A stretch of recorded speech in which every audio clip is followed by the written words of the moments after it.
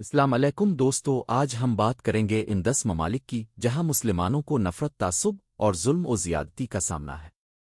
یہ ویڈیو کسی نفرت کو فروغ دینے کے لیے نہیں بلکہ آگاہی کے لیے ہے، تاکہ ہم بطور الفامت مسلمہ ایک دوسرے کی مدد کریں اور ظلم کے خلاف آواز اٹھائیں۔ جرمنی میں انتہا پسند گروپ مساجد کو نشانہ بناتے ہیں، خواتین کو حجاب پہننے پر تنگ کیا جاتا ہے اور مسلمان تارکین وطن کو نفرت کا سامنا رہتا ہے۔ یونان میں مسلم مہاجرین کو غیر انسانی حالات میں رکھا گیا ہے۔ اسلام کے خلاف نفرت انگیز وال چاکنز حملے اور سیاسی بیانات عام ہو چکے ہیں۔ روس میں چیچن مسلمانوں پر پابندیاں، گرفتاریوں اور مساجد کی نگرانی عام ہو چکی ہے۔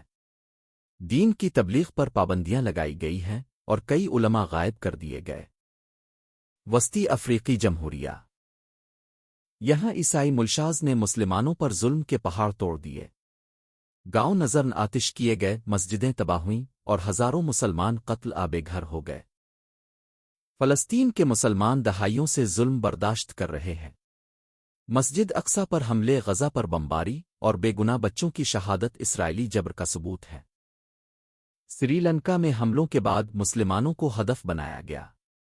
دکانیں جلائی گئیں، جنازوں میں رکاوٹیں ڈالی گئیں اور مساجد کو نقصان پہنچایا گیا۔ حکومت کی خاموشی نے نفرت کو مزید بڑھایا۔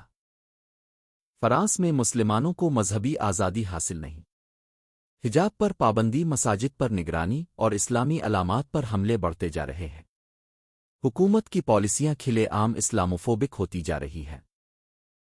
چین کے سنکیانگ خطے میں ایغور مسلمانوں پر ظلم و جبر جاری ہے۔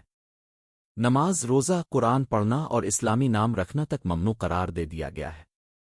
لاکھوں افراد کو جبری حراستی کیمپوں میں رکھا گیا ہے۔ میانمار میں روہنگیا مسلمانوں کو ظلم و ستم کا نشانہ بنایا گیا۔ ہزاروں افراد کو قتل کیا گیا، بستیاں جلائی گئیں اور لاکھوں افراد کو بنگلہ دیش ہجرت کرنی پڑی۔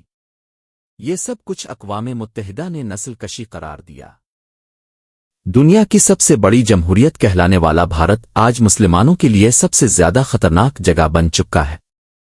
شہریت کے قوانین، ماب لنچنگ اور مسلمانوں کی عبادت گاہوں پر حملے وہاں کے حالات کو ظاہر کرتے ہیں۔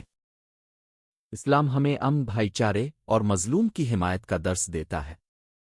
آئیے مل کر ظلم کے خلاف آواز بلند کریں اور اپنے بھائیوں کی مدد کریں۔